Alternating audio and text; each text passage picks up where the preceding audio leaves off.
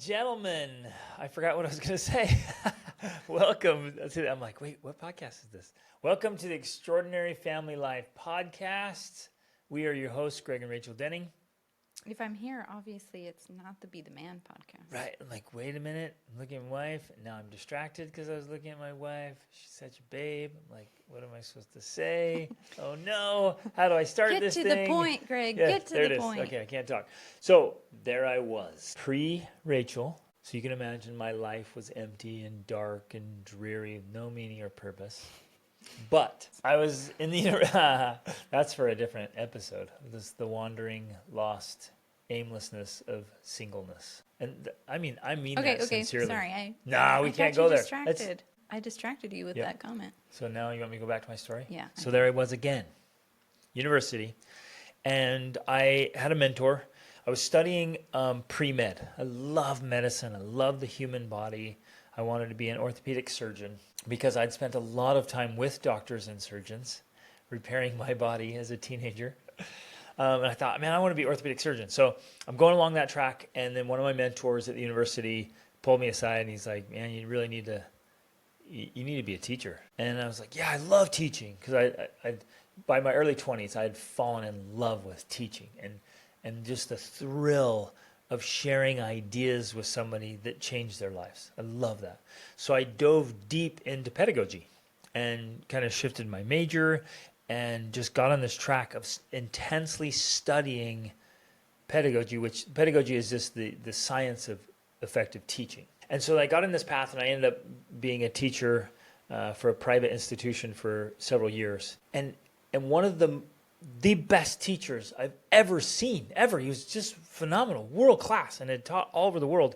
He came in, he was doing this small training with us, a group of teachers, and he said, effective teaching will eliminate the vast majority of problems in the classroom. And man, what he said struck me with such force and power. And at first you don't want to believe it, right? He says, look, if you're a world-class teacher, then a lot of the discipline problems or the troubled students or the difficult students, the problems in the classroom with the kids messing around, goofing off, fighting, whatever, not paying attention, sleeping, throwing things, the rebellion, all this stuff. He's like, the majority of problems in the classroom are removed when a teacher is really good. And I realized that was true because I'd observed in studying teachers, I had observed that the really great teachers, like the captivating speakers and teachers, they grab the attention of the most difficult kids. And they didn't have the discipline problem. They weren't walking around, hey, knock that off. Hey, I'm going to call your parents. Hey, you have to go talk to the principal. There was no threatening. So they weren't going around with the carrot and stick like everybody else does. So I'd observe other teachers, and they were constantly, discipline.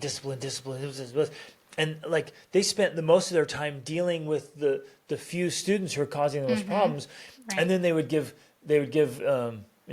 classes about how to effectively handle discipline in the classroom, where the phenomenal teachers didn't have to deal with it. Exactly. It was a non-issue because they were so good. And then I realized.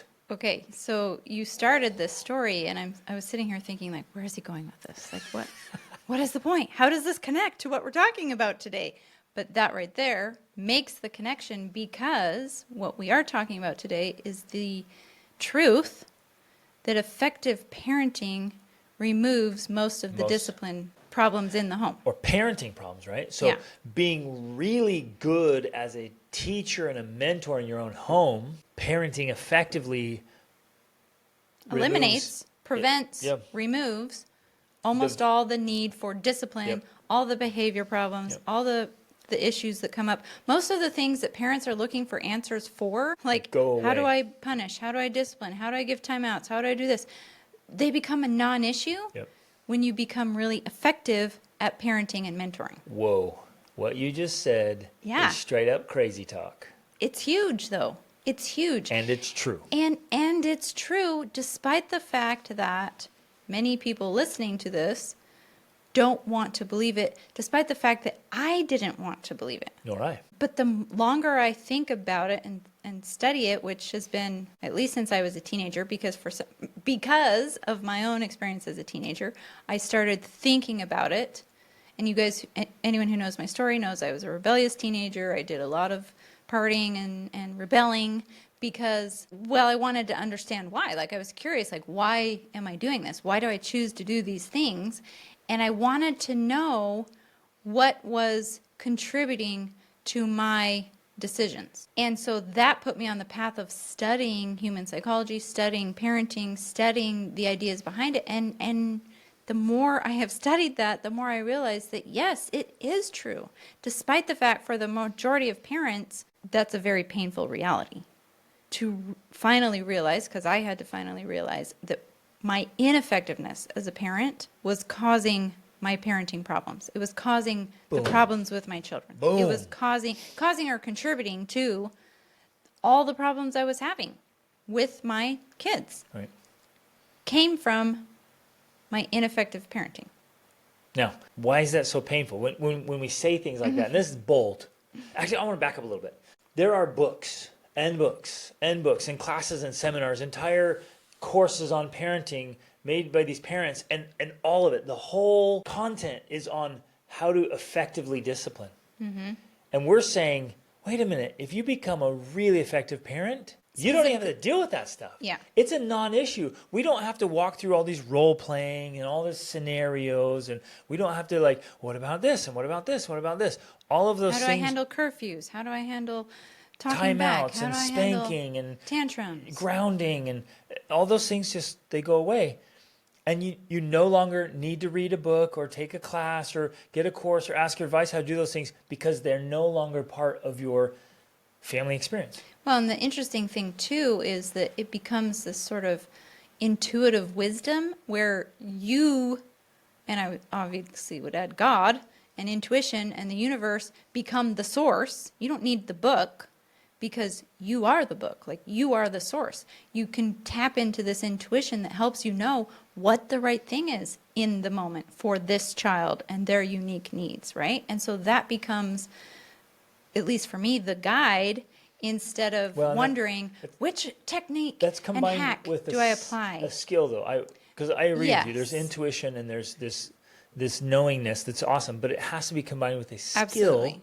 Very specific that's why skill I use set. the word wisdom, because wisdom to me is the culmination of skills and experience It's and a proper exposure. application of knowledge Yeah, and skill. exactly. Right? So it's so profound. And I realize what we're saying is bold. It's very bold and crazy. It might not be very popular. In fact, it's not going to be common. No, this is what we're saying it's is not. rare. Because the vast majority of people out there, parenting experts, whatever, they're going to be, well, try this technique and do this technique, and this is how you handle when they do this, when they do that. But go back to me with the classroom. If I'm standing at the front of the classroom and I'm sitting at blah, blah, blah, blah, blah. I'm doing, the Charlie Brown thing. He's up there at the front, blah, blah. And let's just say, picture me at the front of the classroom, and I'm just boring. I'm boring. I'm up there I'm just a boring talking head of boringness. Doesn't matter what the subject is. Because you might say, well, it was the subject. My kid didn't like the subject.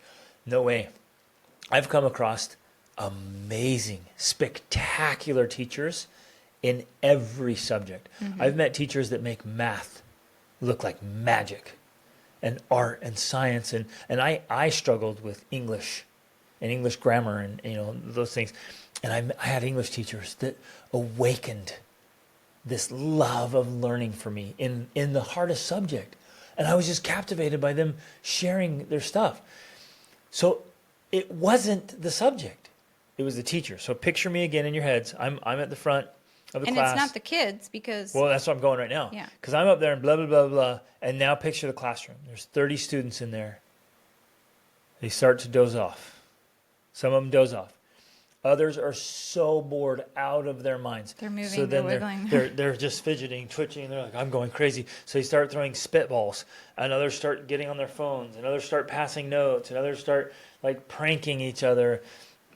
Others they're just back there talking or whatever. And they're getting into trouble. Every kind of trouble. They're disconnecting. They pull out their stuff and they're working on something else. They become very dishonest. They become very deceptive. They pull out the book of, the textbook of whatever subject I'm covering, and in front of it they're either writing notes or drawing, or they're working on homework from another class. And so it's all this deception, all this stuff. And all of it, all of that, all the misbehavior is a reaction to my ineffective teaching, right?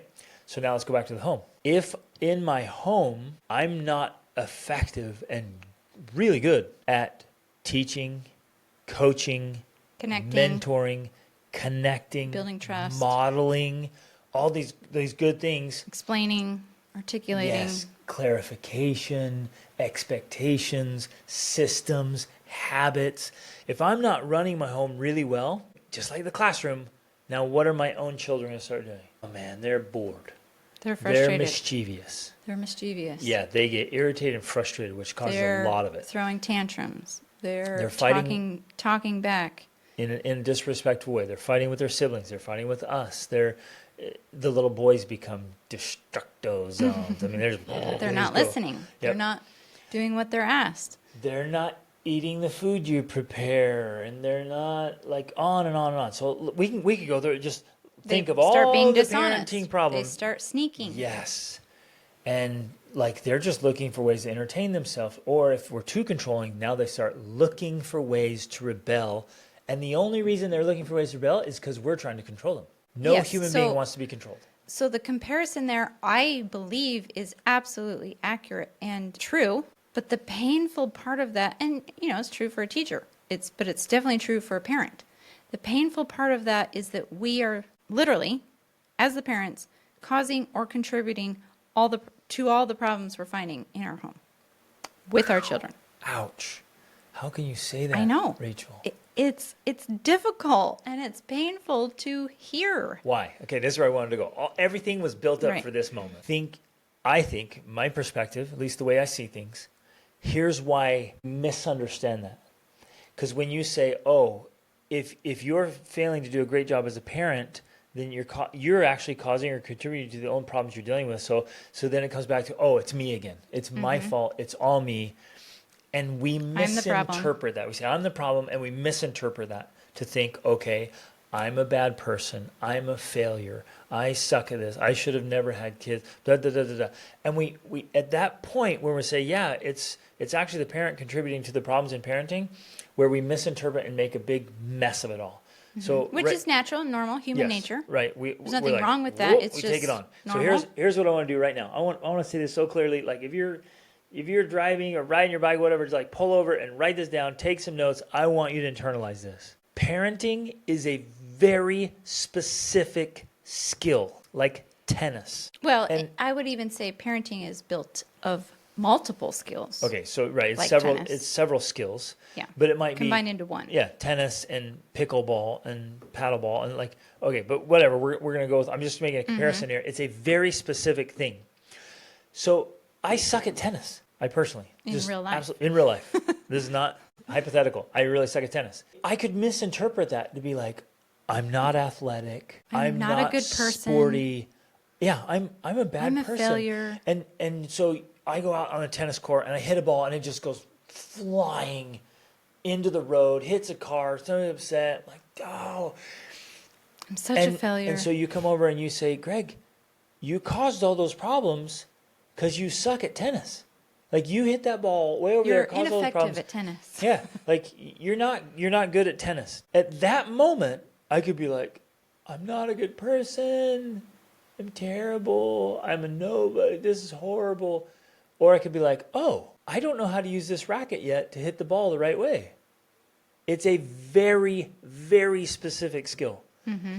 And I'm like, I'm going to go out every single day with my racket and this ball, and I'm going to keep practicing until I can hit that ball right back across the net. But even more importantly, because in some ways I think sometimes parents intuitively do that, since we're, using this as an analogy here. They will go and practice. They go and they're like, I'm going to practice disciplining. I'm going to practice this. I'm going to practice that. But the key here is deck chairs on the Titanic. Yeah, the key here is you have to actually get a good coach, a good mentor, someone who knows how to play the game of tennis in this example, to show you how to practice the correct way so that you can actually get the outcomes and results that you want. So now we Ooh, take and this back to parenting. So, this is okay, but where the I point get is, fired up. I want to emphasize this for a minute so they get the message we're trying to share here. Too many people believe that if you're a good person, that just automatically makes you a good parent. And that so. parenting just comes naturally. It's not true. You can Like be you an said- incredible human being. Yeah. And you can be great at a lot of terrible at things. tennis. Exactly. You can also be an incredible human being and just be terrible at parenting. Yep. You just don't have the skills, just like you don't have tennis skills. You just don't know how to use a racket. That is what we're trying to tell people. I struggled with that concept so much because I knew Yeah. I knew incredible men that I respected so much. They were amazing leaders, teachers, businessmen, and these men were amazing. I admired them so much. And they sucked at parenting. And I couldn't put it together. Yeah, Like, for the what is longest wrong? time. Why are their kids just failing and bombing and like it's like this man that I admire and respect so much, his kids are all bombing one after another. I'm like, the common denominator here is him. Like, what's off? And it wasn't until years later I'm like, oh, because parenting is a very specific skill. Yeah. He was great at business. He was great at leadership. He was great in the community. He did not have the skill to lead his own children. Specific. So it didn't make him a bad man, didn't make him a hypocrite. Right. He just was not good at tennis. Yeah. In the metaphor. Exactly. Right? And we So- have to know that. So that's the framework we want parents to have to understand that if you're having problems in your home with your children, the reason why is because of the things you are doing or not doing. Yep. Just like if you're having problems playing tennis, it's because of things you're doing or not doing. Like it's a direct connection. There's no other, you can't blame the other player. You can't blame the ball. You can't blame the racket. You're doing it. You're the one playing the game, right? So it comes back to you. It is hilarious. exactly the same It's like with parenting. I'm on the tennis court hitting the ball every which way but back over my opponent's side, and I'm like, it's the government. The IRS. This ball just has a mind of its own. Yeah. Like it's just a rebellious ball, you know? I need a different racket. But that's what we do with our children because of the fact that, yes, we're actually dealing with another human being. So there's a variable involved there. Our children are not balls that we just hit wherever we want. Right. There is They this are variable. not objects. Exactly. They're not objects. They are not inanimate, where Yeah. you pick up a rock and you set it over there and the rock stays there. Exactly. Right? And in fact, some ways, if we want to continue expanding this analogy, this metaphor we started with, I think in some ways they become the other player. There's Absolutely. someone we're learning to play the game with Right. so that we can get the outcomes and results we want. We want to play the game of tennis. We want to hit it back and forth. We want to have a fun time. But unless we learn to work with our children instead of controlling them, which is a lot what we're going to talk about a lot today, we're not going to be getting the outcomes we want. We're going to be frustrated and overwhelmed and stressed, wondering why parenting is so hard. And it's because we just haven't learned the skills of playing the game. Because parenting is a very specific skill you need to learn. So, If I'm trying to serve my opponent, I mean, we're just going on with this. If I'm trying to serve my opponent and I never get the ball across, how long will my opponent stay over there waiting to play tennis with me? yeah. They're like, I'm out. You haven't got the ball once in my court. I'm out of here. Yeah. And our kids do the same. I want to touch on something else real quickly before we dive into that. There are so many, and I'm thinking, and I'm not trying to be mean or rude or disparaging, but there are so many parenting experts and very, very famous, very well known.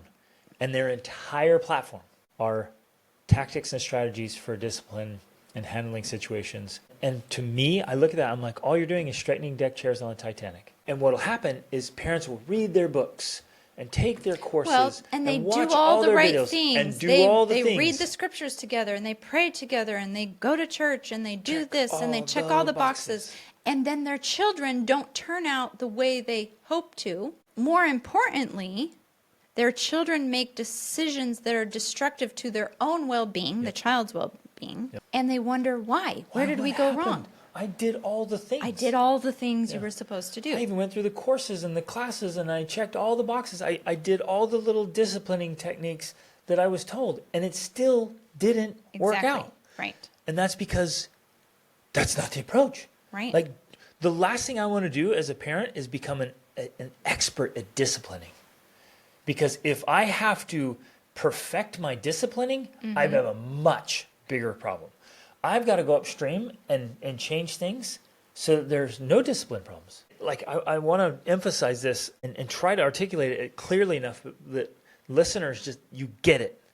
Like, if we do a phenomenal job at parenting, there's no discipline problem downstream. And one of the best ways I've heard this explained came from The Anatomy of Peace, which is a book that focuses on helping, this framework of helping things to go right. They have a whole pyramid, and most of the pyramid, 75% or more of the pyramid, is focused on helping things to go right. And the very top piece of the pyramid is fixing what's gone wrong. Yep. That's what we're talking about. Where the example you were just giving talks about how most parents spend their time trying to fix what's gone wrong. I'm going to discipline. I'm going to punish. I'm going to ground. I'm going to put you in a timeout. I'm going to all of these things. They're literally trying to be experts in that. Yeah, they're trying to be experts in the disciplining when we're like, no. Yeah, have some strategies for that. Get good at that. But that should be where you spend the least amount of time, because the rest of your time is spent helping things to go right, so that those issues don't become a problem. And it's true. It's real. Like, people might think we're like, this is a pipe dream, but it's not. No, it's a reality. Yep. We have real results for 20 years. This is, and not just us. We're not just the anomalies here. Like, we're the only ones in the world. There's, I don't even know how many of parents. Yes, they're rare. They're more rare. It is more rare. But the people we have learned from are the ones who have. Well, and the people we've taught, they go ahead and do this. Same with clients. Like, our coaching clients come back like, wow, this actually works. Wow. Our family dynamics, everything is completely transformed. All the stuff we were struggling with is now no longer an issue at all. Mm-hmm. And that's the point. So let me restate that. Many parents, without knowing, and again, we're not throwing anybody under the bus. We're not making anybody feel bad. It's just, we've never taught.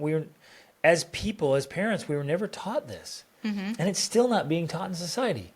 But the vast majority of parents are spending 85% of their times fixing things that have gone wrong, and maybe 15% of the time, helping things go right. We're saying today, do the opposite. Spend the vast majority of your time helping things go right. And if you do that, then you only have to spend a tiny part of your time fixing the little things that get off here and there a little bit. It's just tiny adjustments. Restate it another way. Become an absolute expert in helping things go right so that there are no discipline problems, instead of seeking to become an expert in disciplining because there's so many problems and it's never any problems. And drinking the Kool-Aid of other parents saying, oh yeah, it's always problems. Your kids will always rebel. Toddlers will always be tough. Teens, the teen years are terrible. Blah, blah, blah, blah. All this crap. They just spout on and on and on. And if you drink that Kool-Aid and you buy into that philosophy, then you're like, man, I better become amazing at disciplining. Why not instead become so good at your true job as a parent that which we call problems, parent mentoring, essentially, to differentiate it from just the idea of parenting in general. But I want to emphasize, though, because going back to this analogy with the tennis and the fact that some of the things we've said can make people feel bad because we're saying you're the problem, you're the one causing the problems that you don't want in your family relationships. The other way of viewing this, because again, you could take it as, I'm a bad person, I'm no good, I'm failing, I feel guilty, I feel shame.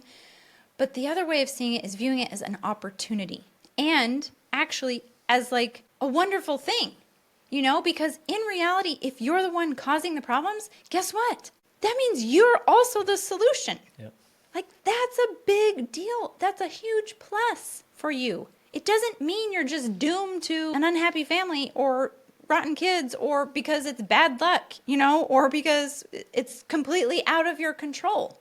The good news is, there is way more in your control than you formerly were aware of. Yep. Now, that doesn't mean it's 100% in your control. That doesn't mean you're going to have perfect outcomes. That doesn't mean that it's going to change overnight, because unfortunately, parenting is also connected to our habits and our way of thinking and our beliefs and our, there's a lot that goes into it that needs to be addressed. But the good news is this is an opportunity. It's an opportunity for you to actually take back control. And we're going to talk about control. I'm not talking about controlling, like being controlling. Take back individual control, Yep. or even better word is responsibility, of saying, I have power to create change in myself and in the way that I interact with my children so that I can get more of the outcomes I actually want. Instead of unknowingly sabotaging our relationships by participating in these drama triangles and all these other things that are going on that I don't have awareness of, that's causing the problems I don't want. I can stop that. I can change that. I can be a force for good and for change. And can create a total transformation in the family. Yeah. So amazing. What's interesting and maybe ironic about this is we are not talking about like inherently bad parents that are No. negligent, that don't care, that like whatever. There are some really truly bad parents. We're talking about good people who are striving to be good parents, and they genuinely want the best outcomes for the kids. And they're intentionally taking actions to try to get those outcomes, but they're not getting the outcomes they want, and they're wondering why. What's happening? Ineffective strategies Yeah. or ineffective skills or lack of skills.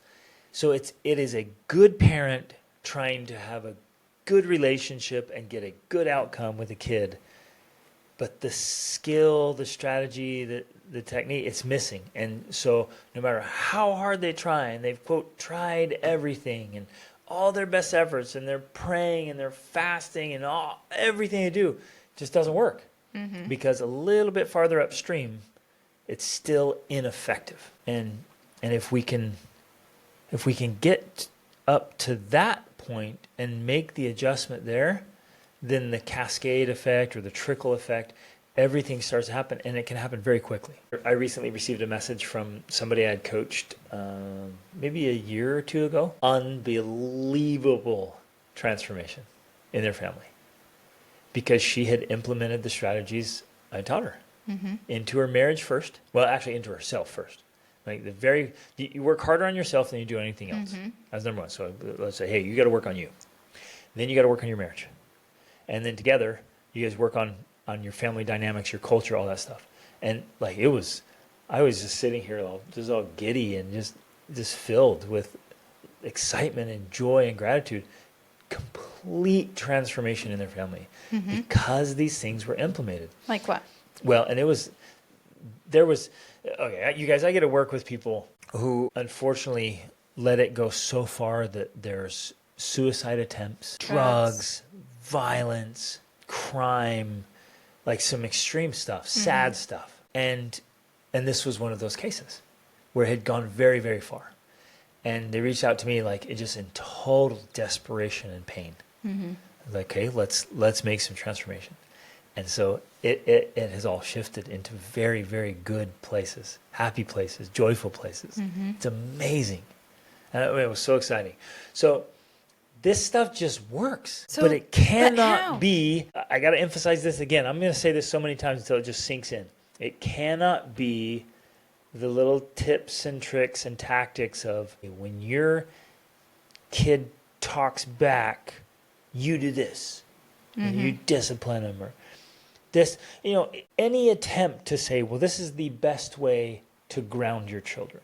This is the most effective way to do timeouts or spanking, like anything along, like the very best strategy for grounding is still a crap sandwich because it should be completely unnecessary. We haven't grounded our children. We haven't used timeouts. Like we have no discipline problems. Early on we did some timeouts. Because we didn't know any better. Yeah. But as soon as because it was ignorance and lack of skills, as soon as we got the skills, we're like, oh. So even from the very beginning, though, I'm all fired up. Because I know people are saying, but okay, this sounds great. What do we do? What are these strategies? What are these skills? Like, how do we do what you're talking about? Okay. That's what they want to know. Let's do it.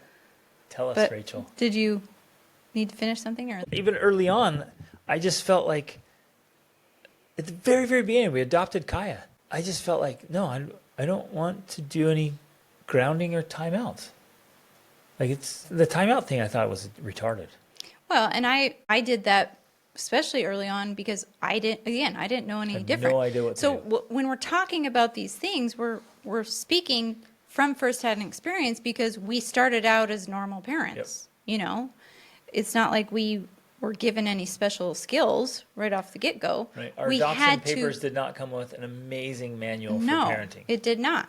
We brought her home when she was 5 days old, and we had to learn from the beginning. We knew nothing. So what we have learned has come from trial and error and experimentation and research and study, and actually, like, our focus has always been on what gets the results we want. Because results But don't lie. not only gets the results we want, but also gets them in the framework of maintaining a relationship with each child for the long run. Because I know, a lot of people will use yelling or timeouts or these different things because they quote unquote work, but there is an exchange rate for that. There's a cost. Yep. And that cost is often, one, underdevelopment of the child, because they don't learn. Ultimately, as parents, what we want our children to learn is how to manage and lead themselves. Right, exactly. That's been one of our primary outcomes. We're not here to tell you what to do. We're here to teach you how to Lead yourself. lead yourself. Yep, exactly.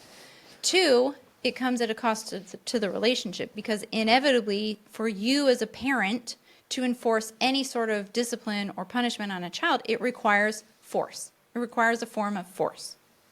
And anytime you have to use force, you are weakening the relationship with your child, because a truly strong relationship of trust, and this, we know this when we work with adults, like if you have to force someone or manipulate them to get them to do what you want, that's not healthy. And the same is true with children. People don't fully understand that your children are just little people, and they deserve the same respect that you would treat any adult. And so if Not you have any to adult, force an them, adult you admire and respect. exactly. So if you have to force them to do something, If you have to threaten them, in order to enact some sort of disciplinary measure, you are damaging the long-term relationship, which is why then children and teens and adults grow up to resent their parents or to not have good relationships with them because of the tactics that were used on them while they were young that they still have buried emotions about, right? Like it can get quite deep and complicated here. Yeah, exactly. I'm picturing in my mind like this foundation that every time you yell, every time you threaten, every time you manipulate, every time you try to force or control, it's like taking a sledgehammer and just smacking the foundation. You get a foundation stone and you just hit it, and it might be little chips coming out, little pieces breaking off, whatever. And you're like, no, it's still good, but it's like the pounding the stone. You hit it and hit it and hit it and hit it, and at Eventually some it breaks. point, eventually, it just puts this big crack through it and it breaks. Well, sure, I like that as an analogy as much because that's assuming there's already a foundation there. And in fact, I think many parents approach parenting assuming that there is a foundation, that I'm your parent, I've sacrificed for you, I gave birth to you, I fed you, I clothed you, I got up in the night with you, like you owe me.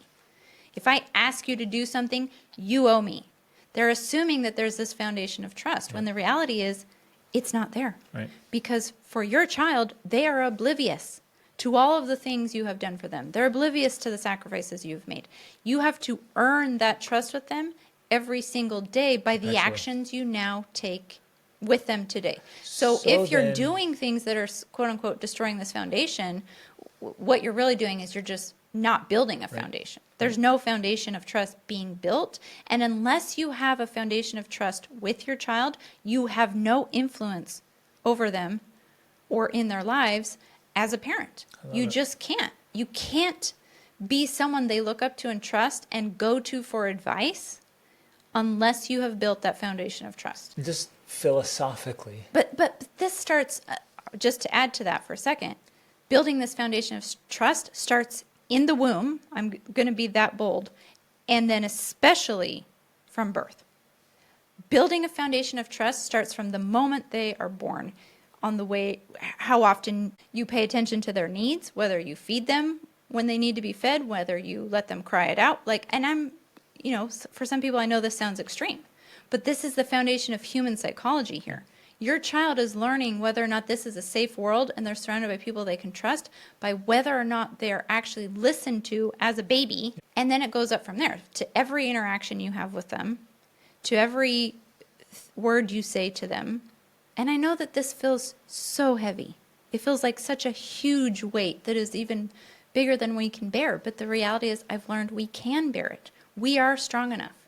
We are their parents, and we have the ability and capability to bear this burden and to be able to do it well and healthy and happily so that we can give them the foundation that they need in order to thrive as happy, well-adjusted, competent, capable adults in this world. It is a gigantic responsibility to raise a child, to care for another human being and help them become a superb adult.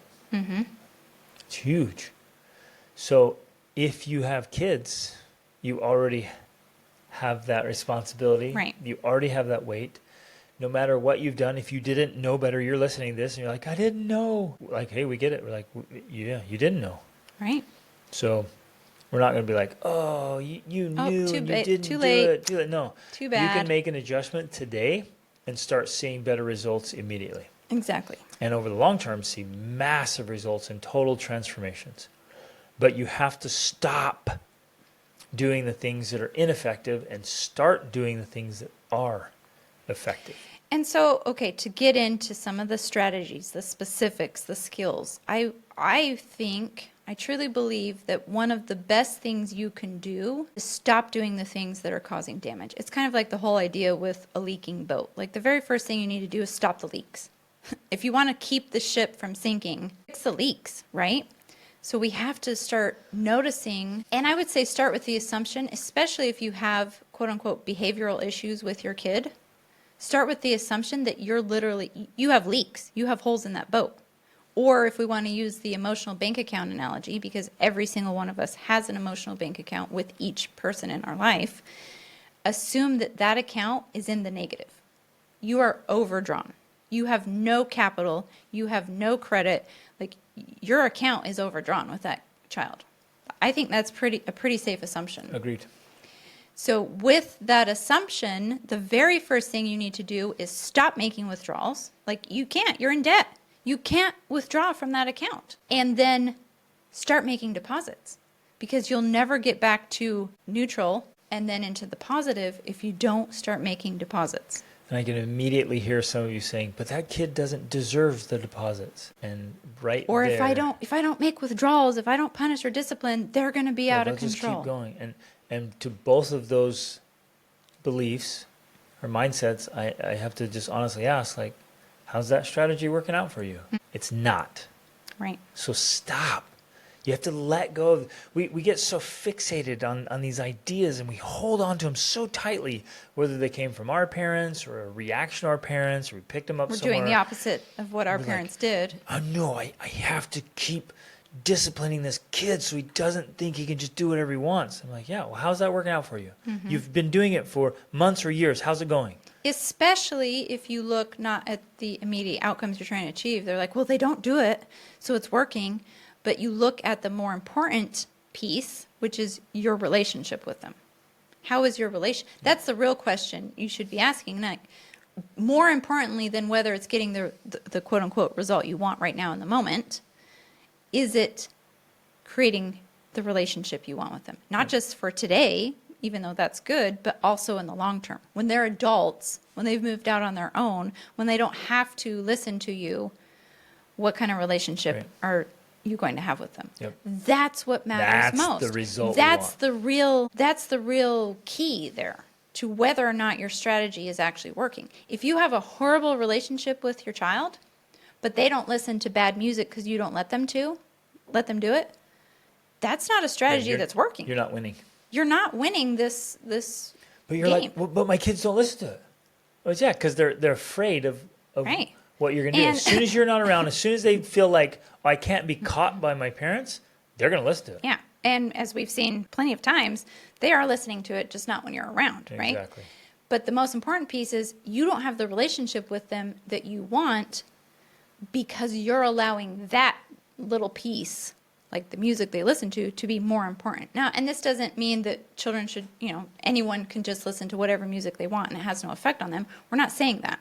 What we're saying is you want to help mentor your child to learn how to make good decisions about the music they listen to and everything else in life on their own, to be self-leaders, rather than them not listening to the music you don't want them to listen to simply because you tell them, even at the expense of that relationship. Ooh, so okay, there's a subtle difference right there, and I think this is one of the most important strategic moves as a parent. And it's a fine line.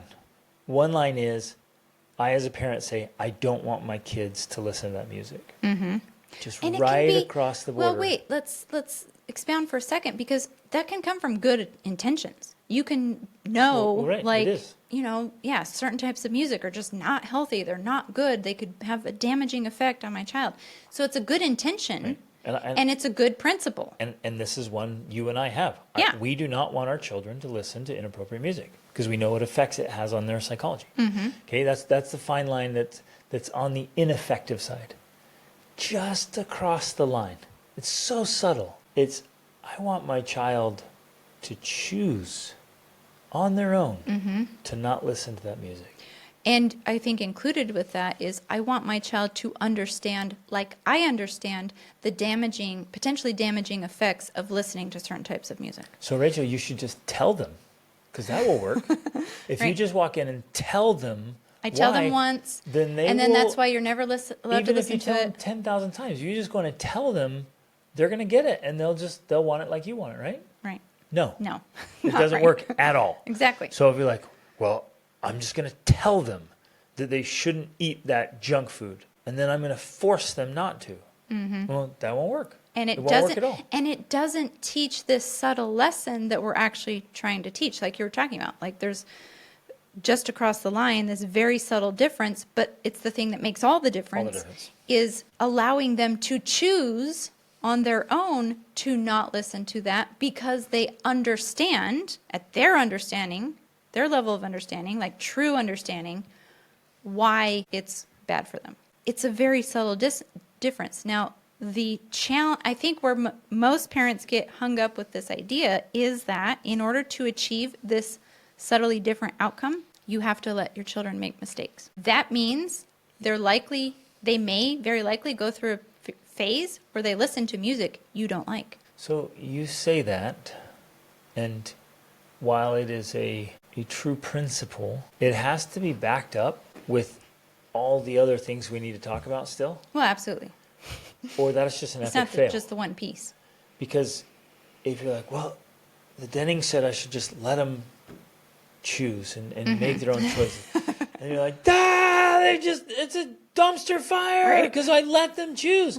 Well, yeah, but were you mentoring them? Were you teaching them? Were you coaching them? Were you building a relationship? Were you talking? Devotionals, discussing music. Every single day, teaching and teaching and teaching and teaching and teaching. We've literally had we call them family devotionals. A lot of people view that as a religious term, but for us it's just something we devote ourselves to every morning, which is discussing ideas and books and concepts and all types of things. And we've literally had family devotionals where we read lyrics from the songs and talk about them, right? Those are the type of strategies that, you're right, have to also be implemented with that very subtle difference in order to make it actually effective, instead of just, that one piece. I'm going to let my kids choose. Right. And then that'll solve the problem. And hope that they actually somehow learn that music's bad for them. Right. You're right. It's not an isolated thing. It's in a very complete package. Complete package, right. Exactly. I wanted to add another element. But let me just emphasize this really fast, though. The outcome is what you want. It's children who know how to make decisions and know how to think about things and analyze things and try to understand and ask questions, and who come to you for advice, asking you about different things because they know that you trust them and you trust them to make their own decisions. And they're also open to your influence and your guidance because you're not controlling them and telling them what they can and cannot do. You're teaching them and guiding them and helping them to decide for themselves. And and they'll respect you more Mm-hmm. if you're teaching them effectively. Yes, just Too like back to often- the teacher analogy. Right, exactly. Too often as parents, we're saying, don't do that, it's bad. Right. It's a sin. It's wrong. It's evil. That's Satan or the devil or whatever. And God that's doesn't it. want you to do it. That's all we tell them. And so it's like this super, uber naive, Basic answer. black and white. And we never explain why. Yeah. We never tell them why. And so they're just like, and you might get them to obey. They might follow along. They might be like, oh, that's sinful, yeah. that's evil, that's bad. But as soon as they hit some point of maturity in their life, whether they're 14 or 40, they're going to be like, Wait a second. wait a minute. Like, I was always told that was a sin. But that's it. That's all I was ever told. It's evil. It's a sin. It's bad. If you cannot articulate to them effectively why, so clearly that they understand and like, oh, that makes perfect sense. I totally get it. Then at some point, they're going to buck that. They're going to drop it. Yeah. They're going to go away because they're just living in ignorance and naivete. Right. So I think that you're pointing out another key element to this whole package here is this developing this ability to, first of all, have the understanding yourself, because that's where it starts. Like, you have to be able to ask those questions. Like, well, why is listening to bad music bad?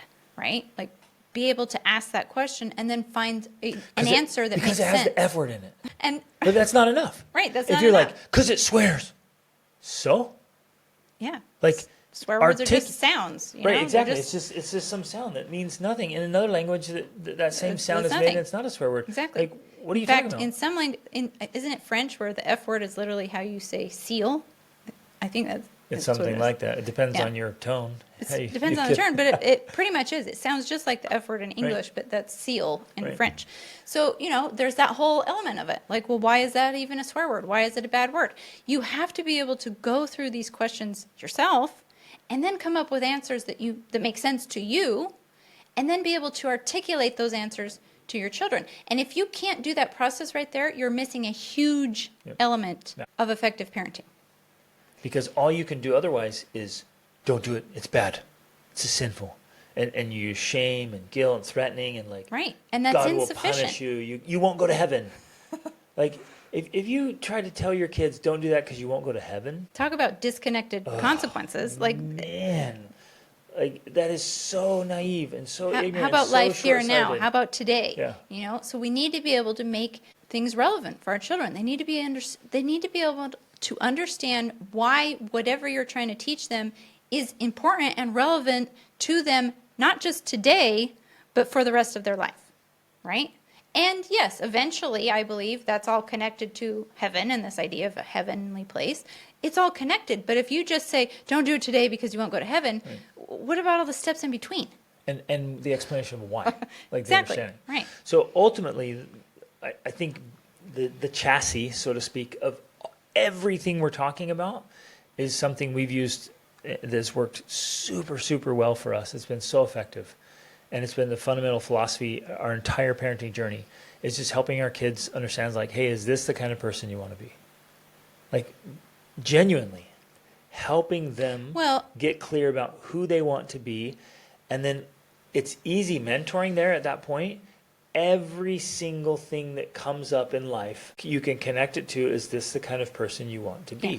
And I think even with that question, I feel that there's some subtlety involved because it is almost a question that could be used as manipulatively Absolutely. in the wrong way. Yeah, the way you say it The matters. way you say it, how you say it, whatever. But the underlying idea, and of course that question might change depending on the parent or the child and whatever, but the underlying idea is I want to help you, as my child, someone I love and adore, to become the very best version of themselves and to achieve whatever it is you want to achieve. Not what I want Not for you. what I want Yeah. to achieve for you or want you to achieve for me. I want to help you unlock your own potential. I want you to be able to find happiness and joy in your own life. And so my role is to be a guide and mentor to that, not to be the controlling dictator that tells you exactly everything to do so that you get the outcomes that I want for you. Exactly. Even to the point of something so subtle as, don't do that, it makes me feel sad. Or when you do that, it makes me feel bad. See what I'm doing there? I'm trying to get them to stop a behavior, and I'm attaching it to how I feel. Right. Which So is a then form of manipulation. it's total manipulation. And they go their whole life like, I should do good things because I don't want my mom to be sad. I don't want my dad to be mad. Like, no, that's ridiculous. You should be doing good things because you want to do good things. Exactly. Because you want to feel good. Right. And we'll do that. Like when our kids have fought or whatever, get upset, as we're teaching them, it's like, well, how does this make you feel? Do you like feeling like that? Do you want to feel that way? Not that we're teaching them to be completely selfishly focused or inwardly focused. I mean, that's an important aspect as well, because that's a key part of awareness, which is key to creating lasting change. But we do teach them to focus on how other people feel as well. But if it's like you have to have this balance. If you only do that, which I find too often is the focus, like, well, you're making someone feel bad. You're doing this to them. You're making them, you're doing it to other people. And because of that, you shouldn't do it. That's not enough. Right. You need both pieces in this equation. You have to have the inward focus about how do I feel, as well as the outer focus of like, well, how does it make them feel as well? Yep. And I think that right there is the yin and yang of creating the change that actually lasts, because it's connected to both parties, right? That's where the lasting change is. I love this. And, we have a couple of kids in their 20s, and one son, he expressed recently, he's like, he has a desire to make us proud because he loves us and respects us. He's like, I want you guys to be proud of me. But I don't think it is, and I don't want it to be his primary desire. Exactly. I want his primary desire to say, I'm going to do these things, and I'm not going to do things because that's the caliber of man I want to be. This is how I want to do life. I don't want him in his 20s or 30s, or if I do want to do this, but I don't want my mom to think this or feel that. It's like, no, that's too underdeveloped. Right. Like, there's got to be this sense of incomplete. autonomy. It's incomplete, yeah. This autonomy of like, no, this is the caliber of man I want to be. I want to super world class. I want to be a phenomenal human being, and I want to live life this way. So I'm going to make these decisions, and I recognize that my decisions do impact the people around me and my family. And I think because you're referencing something that's going on right now in his life where he is trying to make some decisions about things, and from what I can tell he's trying to do is he is asking questions like, I'm considering this, I'm considering this, I'm considering this. And within that framework, I also want to know what you and Dad think about it, because I'm also concerned about, like, I want to make you proud, and I want your opinion and feedback in helping me make these decisions. And so it's one small piece of the overall puzzle. Yeah, it's a piece of the overall puzzle where he's the one leading, making the decisions, guiding his own life, but is seeking the influence and guidance of people he respects and loves, because we have that underlying relationship of trust. Yep. Now, the way that this happens with your child in their 20s is by allowing them to do this process in a miniature way, right? When they're a teen, and when they're a young adult. Like, it's not something that just starts at 20. You're like, okay, now it's your chance, like, go for it. He's been doing this, and all of our children have been doing this from the time we were conscious enough to be able to have this happen, right? When we started allowing this type of decision making starting with small things. It's not, because too many people misunderstand this and they think, oh, well, yeah, I'm just going to let my 3-year-old choose to listen to whatever they want.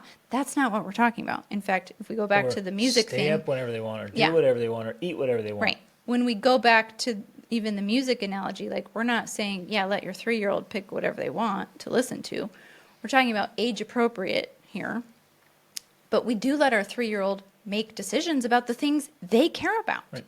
If they care about choosing what they want to wear, or whether they're going to wear clothes or not, or, this or that, within reason, we're letting them make that decision. Right. And I put in there within reason because, some parents let that go too far, then now there are no boundaries and no structures, and the child actually feels even more uncertain and unhappy, because children do also need boundaries and structure. But within those boundaries and that structure, they should be making all of the decisions that they're capable of making. Exactly. And an effective way to do that is to set up like safe zones and offer This them could be options. mental, emotional, or physical Yep. safe zones. So would you like to do this, this, or this? And so we give them Or in options some that are ways- within the kind of the framework we want to work within, and we allow them to choose. So like with toys, you lay out some toys. You want to play with this or this, and they're like, I want to play with the sword on your desk. And I'm like, no, there's no way in the world I'm letting a 5-year-old boy play. I guess anywhere from like 8 down. Any boy with a sword, like something's well, gonna get. if it's a real sword, especially. Yeah, exactly, and a sharp one, like something's getting destroyed. And so you're like, well, no, I have a hard line. Yes, I will step in and say, you're not doing that, because that is legitimately Or as dangerous. they become age appropriate, you say, okay, well, let me teach you how to use this sword safely. I'm actually and going to where, get you a knife. and then you provide the boundaries of where this sword Yep. is allowed to be used and okay, how it's allowed to be used. Let's go with that, because that's effective parenting. You have a little boy that wants a knife, or a daughter that wants a knife. My daughter just bought an amazing knife in Mongolia. She and I were out doing a laundry run. We had to go find some laundromat in. Oh man, it was. She's 17. It was a wild adventure, and Google Anyways, you Translate. bought a knife. It was awesome. It was, well, I just think of the story. It was an amazing adventure. Anyways, we found this amazing knife, and she's bought it, and she loves it, and she loves carrying weapons. But you have a child that wants a knife. Well, And our so instead of- 10-year-old you has say, a knife. Knives are dangerous. It's like, no, knives are great. Let's do a couple of things here. This is really effective parenting, and it's an excellent example. So you could say, no, knives are dangerous. I don't want you to cut yourself. And so no knives. Well, that's not going to work. Because In the they'll long term. sneak it. It's they'll not a get- long-term something's strategy. going to happen. So you're like, great. Why do you want a knife? And help them articulate. Like, Mm-hmm. okay, that's cool. Knives are awesome, but they can be dangerous. Let me show you some pictures. Let me tell you some stories of times I cut my fingers. And then let me teach you how to use a knife. And then I'm going to set up a way for you to earn the knife. Right? So there's all these lessons being learned, all kinds of stuff. Which would include what we like to call a class on how to effectively and Yep. safely use the knife. So it'll be a knife class, and it'll be fun. It'll be enjoyable, and we'll let them use things.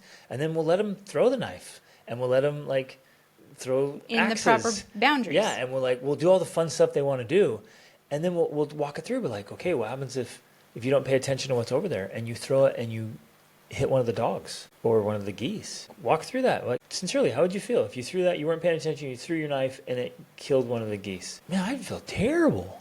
And I would too, right? If that was me, and I'd feel terrible. So okay, I'm watching, and you walk them through, you teach them effectively, and then when they're like, yeah, they get it, and they practice, you're like, okay, and then help them earn it, and then they get to buy their knife, and they have it. That's great. And then I get my knife out, and they get their knife out, and we use them, and they get to enjoy the experience of something that could be dangerous, but you've taught them those things. Which then as part of the whole package, also is helping them to develop confidence and capability, which is what you want for your child. You want them to have confidence and capability in all sorts of skills, using knives, driving things, making things, digging, whatever, dating, all of the things. You want them to have confidence and capability. And the more confidence they build in different skills, the better off they're going to be. Literally, the more developed their brain is, like they just have more neural connections in their brain.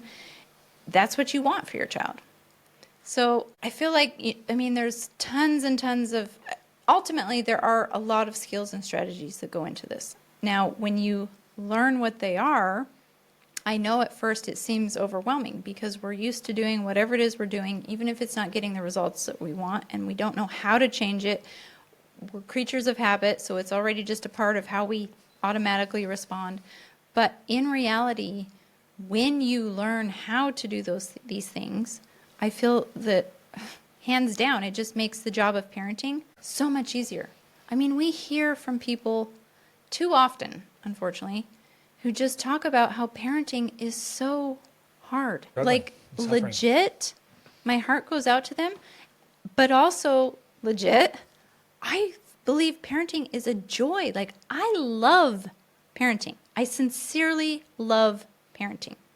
And I think the biggest reason for that is because, one, I'm getting the outcomes I want, and two, I have the relationships with my children that matter. Like, I have really great relationships with all of my kids, And so it makes parenting a joy and a pleasure.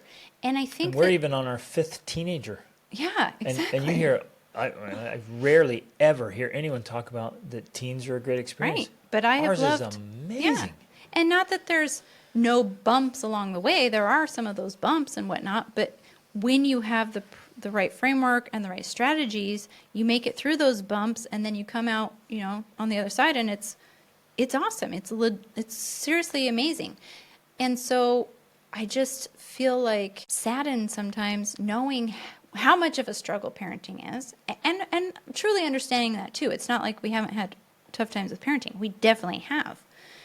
But it doesn't have to be so hard. Yep. There is a way to make it easier and to make it more enjoyable.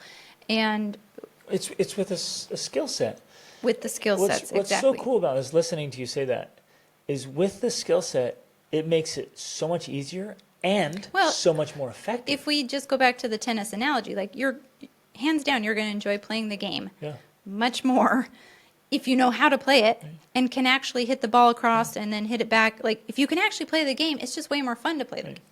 And so it's the same with parenting, that when you have the skills that help you, quote, play the game, it just makes it that much more enjoyable. You actually enjoy doing it rather than so do feeling your like children. it's just annoying. Yeah. And so instead of a frustration, irritation, instead of yelling and tears and all that pain, Every single day. it's actually you enjoy parenting and your kids enjoy being parented. Exactly. Right. It's amazing. Fundamentally, we have to, I want to kind of shift gears a little bit here. I want you to look at any situation or child and just ask yourself, how have I contributed to this problem? That I think has to be the first place to start. So if you're having a particular difficulty with one child or all your children, or with a situation, I think it's the last question to get asked, if it ever gets asked, and it's a hard one. But you stop and say, how have I contributed to this? I think especially if we can tie that idea into the idea of the emotional bank account and whether you have been making deposits or withdrawals, Right. and then getting even more specific about what those deposits and withdrawals look like. You may have no clue what a deposit is for your child because maybe you have rarely made any, at least recently. But you could start getting specific about the withdrawals because you're going to know what sets your kid off. You're going to know what makes them angry or what makes Maybe them... they don't know. I think very often Well, they don't know. Then in that case, I'm saying pay attention. Yeah. If you start paying attention, you're going to start noticing because you'll say something and it'll make them angry or upset.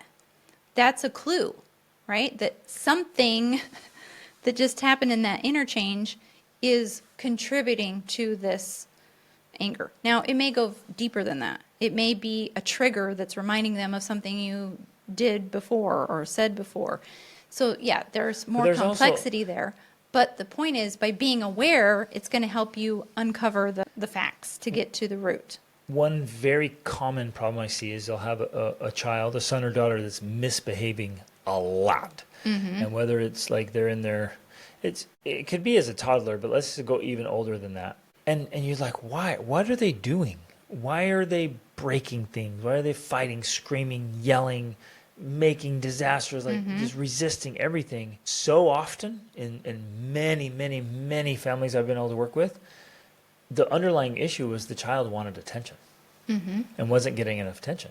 Well, which is connected to the fact that their emotional needs are not being met. Exactly. Right. And so it's the parents might be just racking their brains, and they are. They come to me, they're like, oh, this and this and this and this and this. I'm trying this, and I don't know why they reacted to this, and then it was different. I don't know why, and it was like, oh, the common denominator. the common denominator is way back upstream of their emotional needs aren't being met. They don't feel like they're getting enough attention. They don't feel loved and adored and cared for. They don't feel safety and security.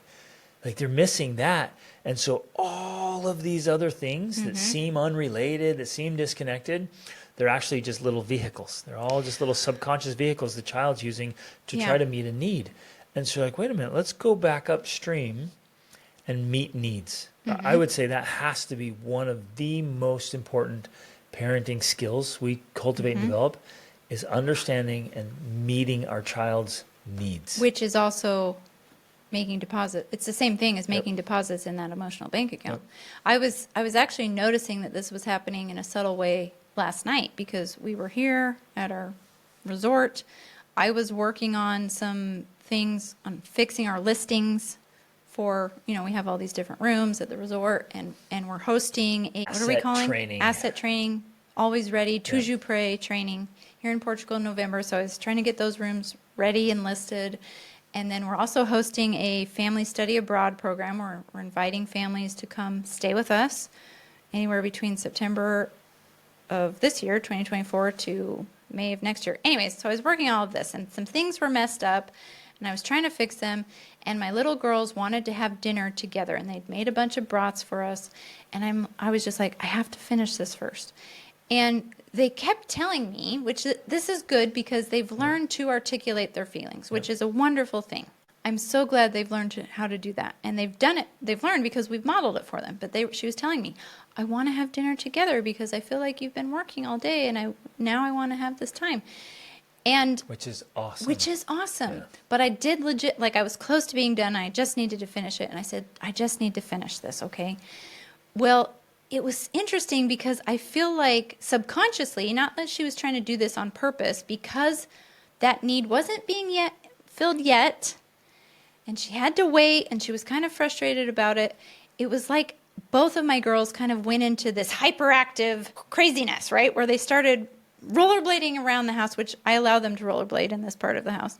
They're rollerblading around, and they're being very noisy and loud and chaotic. Yeah. And I just thought, this is happening to this higher level because this need is not being met. Exactly. fulfilled. And they're frustrated about it, understandably. Yep. And she was also understanding that I needed to finish, but subconsciously it's still kind of like this energy needs to get out. And so oftentimes things like that are happening with our children. We're like, why are they being so loud and annoying and irritating and this and that? Well, it's because this need they have is not being met. And many of our kids have not learned how to articulate that. So they don't even know to come and tell you, like, I need your time, your attention right now. Right. I need to spend time with you. They just jump right to crazy behavior because you're ignoring them. You're not giving them, you're not looking at them. You're not touching them. You're not engaged with them. You're not mentally in the same room with them. And so their response to that is some sort of quote unquote misbehavior or acting out. And so the more we can become aware of this, again, talking about helping things go right, we can start to prevent those things from happening simply by saying, okay, and if I hadn't have been so close to being done, I would have just said, okay, I'll come back to this later. And right now we're going to go and we're going to spend time together and we're going to do this. And we did. As soon as I was done, we went and spent time together. We had the dinner. I read a story. You even let me know because I was out working and I on did. something. I let you know. I was like, hey, can you go give their attention? I had been out wrestling with them because they wanted to wrestle. They were like, let's go wrestle on our new wrestling mats in our gym. And so I was out wrestling with them. We had a great time. Then they came in and did that with you. I didn't know that. And then I was working on something. I came in and you're like, babe, the girls really need some time. They want some attention. They really want to have dinner with us. And so I was able to drop what I was doing. I'm like, hey, girls, what are we doing here? What are we making? What's going on? But and then they'd set out their little places. And I was like, okay, they want to have a little moment. You actually got interrupted by an emergency with a guest. Yeah. And so then that's when they actually started going a little bit crazy because now we're both busy handling legit problems that need to be solved. And so, but I'm telling all of this as a real life example of how we can become more aware of what's happening in our homes, in our families, with our children, and then understanding why it's happening. Yep. Not instead of, because I think the old me and too many parents would just, the response would be, stop it! You guys are being crazy. What's wrong with you? Can't you see we have to take care of these things? You get a timeout. Go to your room. That would be the normal parenting response. On an overdrawn account, you start making more withdrawals by yelling, getting frustrated, sending them off, when what they truly, really want and desire and need. And that would solve the problem. Gentleness, love, and affection, attention. Yeah. Give them the attention they need and deserve, which a lot of parents want to do the opposite. They're like, I'm not going to give attention to that. That's no way. And we do the exact opposite. Right. So we make the problem worse instead of like, oh, this behavior, it doesn't need discipline. It needs love. Yeah. And in fact, I remember very specifically as a young mother having this feeling, and maybe it's just a natural human feeling, I don't know, where when my children would do something to annoy me or to misbehave or whatnot, my response was anger or resentment or frustration. And so I didn't want to give them love because I'm like, they don't deserve love right now because they're being such a little stinker. And so my heart would harden, which then, of course, makes the problem worse and makes the behavior worse, because the very thing they want from you, because they're already feeling that in a little bit, they're feeling you closed off to them. And then when you close and harden your heart more, it just perpetuates their bad behavior, because they don't know what else to do but to try to somehow get your attention and love back, even though ironically they're doing things that, aren't love inducing. But when we can learn to change that and to soften our hearts and say, oh my gosh, my child is acting this way because they feel a lack of my love and attention, and can then give that to them instead, that's what helps things go right. So powerful. And then you don't have to discipline, because you give them what they need, which is more love, and then the behavior gets better. Yep. Because a child who has their needs met Rarely misbehaves. Yep. So this is one of the key things we were talking about at the beginning. Like, this is a skill set we need to absolutely master, is understand their needs and meet them. And anytime there's any misbehavior, anything's off, be like, is this somehow related to an unmet need? And if we make that connection, that eliminates so many discipline problems. Right. So powerful. So I want to say, because I'm sure parents are feeling a mix of depression and excitement and inspiration and overwhelm. And, there's a lot of emotions going on here. One thing I want to say is that you and I are actually recreating our Extraordinary Parent Mentoring Method course. And we're going to be walking through and outlining all of these things in a very specific, directed, step-by-step manner that's going to help take all of these topics we're talking about and lay them out simply in a way that's easy to implement. So that's one thing I want to mention, is that we're doing that. That's going to be, in fact, we'll have a link to it in this podcast in the show notes. Then the other thing is just... be excited about that. It's going to be amazing. Excited about that. But the other thing is, we do want to talk more about this. So we are going to, over the coming, weeks or months, we'll see, at least, if not every episode, every other episode, be touching on different aspects of parenting skills. Just because we feel so strongly about this. I mean, we truly feel that, not that our approach is unique, because I know there are others out there who take this approach. I mean, some of the most successful, effective families on the planet are essentially doing similar strategies that we're doing. It's not, something that we've just come up with. And a lot of people call this kind of an authoritative approach as opposed to an authoritarian approach, right? And there's like 4 main parenting styles, which we could talk about later, but authoritative is kind of this approach that we personally use, and other people use it too. So we want to talk through them. We want to expound on the specific skills more. So we're going to kind of make this a little bit of a series, because we truly believe, coming back to how passionate we feel about this, that this is one of the most important skills you can learn.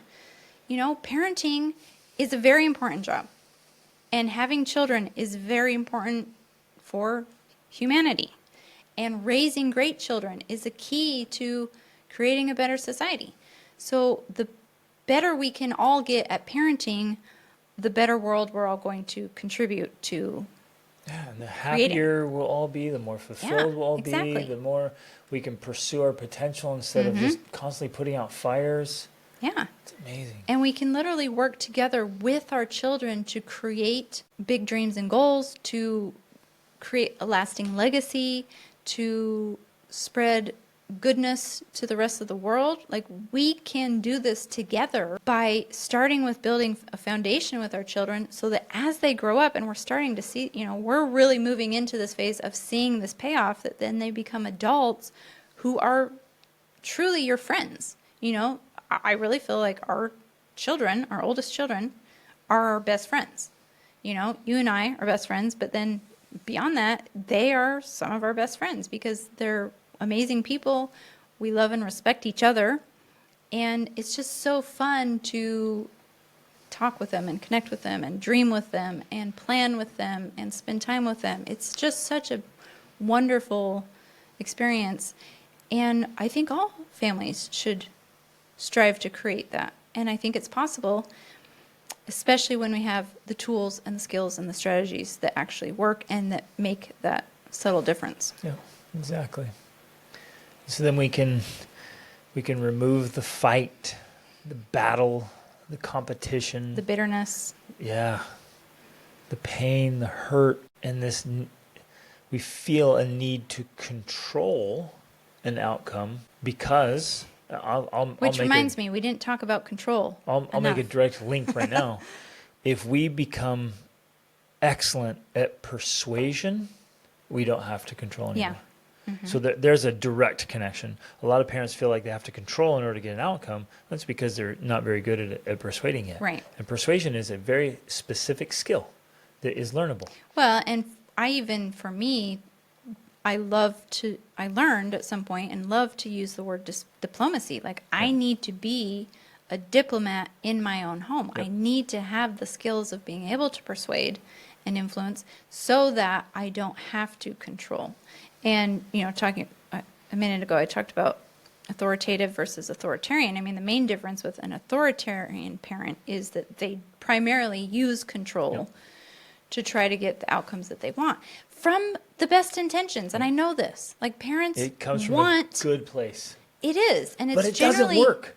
Right. It's generally some of the best parents who have the highest standards and expectations that want to achieve them. Like, they're driven, they're ambitious, they're good people, and they want these outcomes. And so as a default, they're they very use an strict. authoritarian style, Right. where they try to force the outcomes. They try to tell their child everything they should do. I it had can never happen. seen that work out well long term. Well, right. And it can happen because maybe they learn for themselves. My dad had a little bit of authoritarian style. And I think he had learned for himself through experience what helped to lead to him making changes in his life and him creating a better life for himself. And so he just thought, this is what I'm going to do, and I'm going to make my children do these things because they lead to a better life. And that was true, that the things he was doing were leading to a better life, but it doesn't work when you make people do it. It's not until we have the understanding for ourselves and then choose to implement it for ourselves that it actually creates the outcomes for them that we want. So we have to learn that differentiation there, that it's the more authoritative, which that simply just means that you have standards, you have boundaries, you have expectations, but there's also this freedom of choice that's involved there, right? Like, you can choose and make your own decisions, but here are the expectations, or here's the guidance, and here's the mentoring, right? Well, I created a mini course called the Be the Family Man Challenge, and it's 7 different things. They all start with A. One of them was authority. Mm-hmm. And in there, I teach that authority is earned. Yes. Sometimes it's just grossly misunderstood. Right. You think, well, I'm the parent. I'm bigger, I'm stronger, I Which provide is around here, I'm the boss. Definitely a part of the authoritarian Right. parenting style. So I'm the parent, I'm the authority, what I say goes. Do it because I said Yeah. so, or there'll be Do it because this is the best way. Right. This is how to get this outcome, and this is what you want to pursue. Because if you do, you're going to be able to go to this college, and you're going to be able to do this thing, and you're going to have a better life. So just follow the rules that I outline. all of which is true. Like, we can love the principles and practices, the habits, all those good things, and know these will lead to better things. But if we force it, it'll backfire. Exactly. Where if we teach it through persuasion, through influence, And we earn our authority, earned authority, by building relationships then of trust. they'll gladly do what we ask versus resentfully do what we command. Exactly. And then rebel later on, or avoid it, whatever, or hide or be deceptive. All those problems, again, like in the classroom, all the problems come up if we're just doing it ineffectively. So it all comes back to these skills, and we're going to outline those skills. Well, we outlined a bunch here, but we're going to do more in that parenting course. So this is the most important work we do. Think about all the years that you have kids in your home. That's kind of the intense part of it. But then for the rest of your life too, when they're adults and they're out having their own kids, it plays into all this. So once you have children, from that point forward, all you do as a parent is going to be a part of your life. It's going to affect your life, the quality of your life. Yeah. And whether That's so you're true. happy or fulfilled or miserable and unfulfilled. Like this matters so much. And so we Right. have to give it the attention and effort that it deserves. And become really, really good at the important part of parenting so that it eliminates most of the problems. And it totally can be done. So love you guys. Thanks for listening. Reach upward.